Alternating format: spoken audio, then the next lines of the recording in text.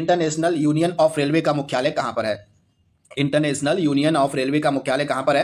तो right answer आपका यहाँ पे होने वाला है पेरिस, यानी कि ऑप्शन आपका डी यहाँ पे बिल्कुल सही हो जाएगा। इसके बारे में आप याद देखिएगा, इंटरनेशनल यूनियन ऑफ रेलवे का मुख्यालय पेरिस में देखने को मिलेगा। यहाँ पे आप देख पा रहे हैं इसके बारे में सारी डिटेल आपके सामने दी गई है। इंटरनेशनल यूनियन ऑफ रेलवे या इसको हम बोलते हैं यूनियन इंटरनेशनल डेस केमिन्स डी फेयर, तो ये जो है इसका मुख्यालय आपको मिलेगा फ्रांस के पेरिस में।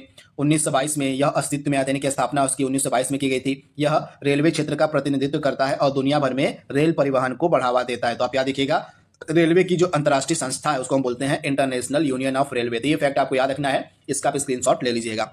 अगला प्रश्न आपके स्क्रीन पर है, भारत का सबसे ऊंचा रेलवे स्टेशन किस राज्य में स्थित है? बेहतरीन प्रश्न है। भारत का सबसे ऊंचा रेलवे स्टेशन किस राज्य में स्थित है?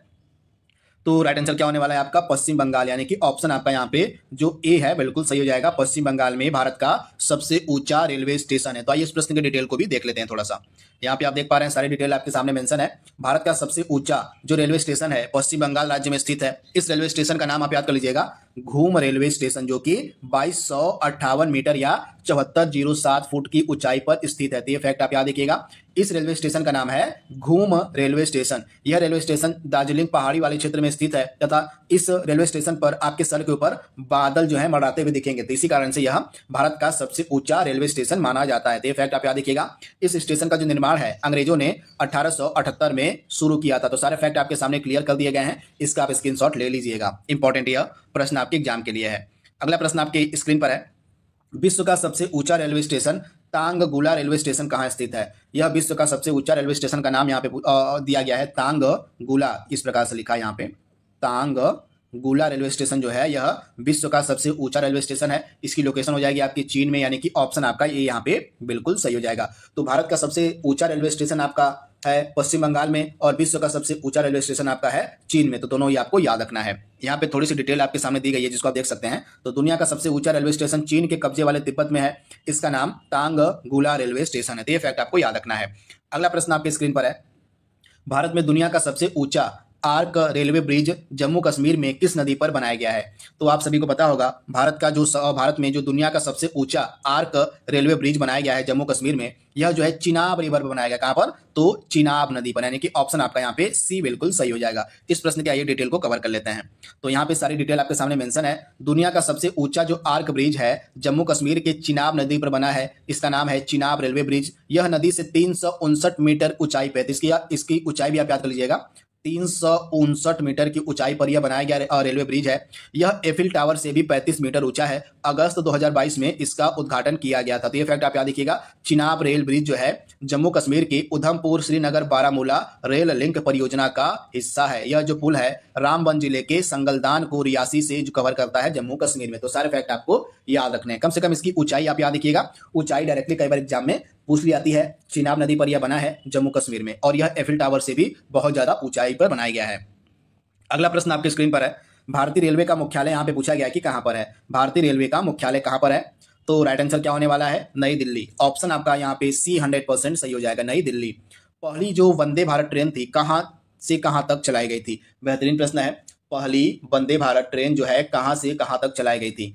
तो आप सभी लोगों को पता है भारत में अब वंदे भारत ट्रेनें काफी मात्रा में चल रही हैं, लेकिन जब पहली वंदे भारत ट्रेन चलाई गई थी तो यह चली थी वाराणसी से नई दिल्ली के मध्य, यानी कि ऑप्शन आपका ए यहाँ पे बिल्कुल सही हो जाएगा।